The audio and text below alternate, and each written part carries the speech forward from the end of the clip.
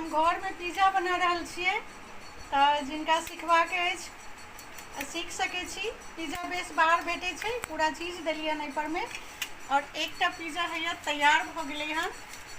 ई आब निकालि लै छी, और दोसर एहिमे दै लए हैया तैयार केने छियै।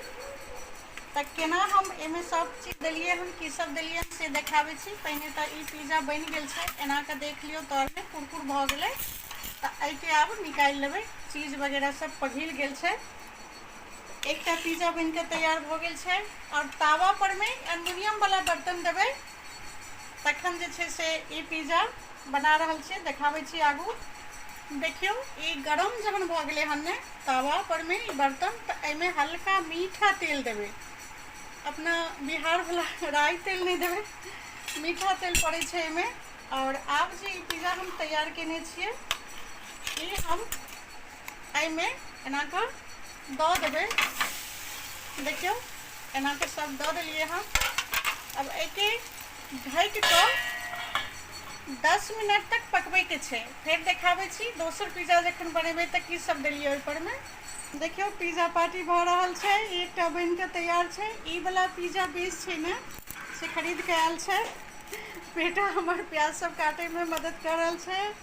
अरे ये फटाफट काटि रहले हन गरम गरम, और एक तरफ जे छै से बनि रहल छै। मुंह घुमा लेलक।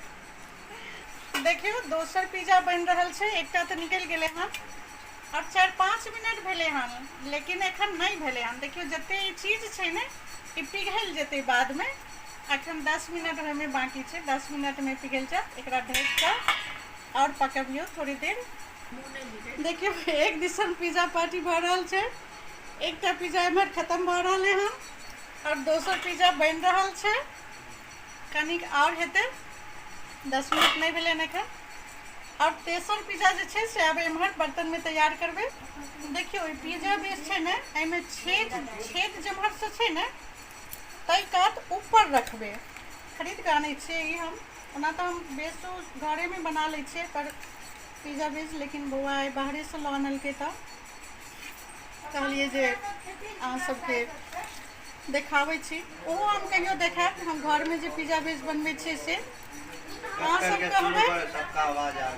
सब कहबै जे ई अहाँ की शुरू कऽ देलियै हन, जे अहाँ तऽ गीत गाबै छलियै और ई रेसिपी शुरू केलियै। तऽ नहीं, गीत गेनाइ हमर ओ पहला चैप्टर छियै। ई सब साइड में ओहिना देखा रहल छी जे अहूँ सब कनी सीखियौ।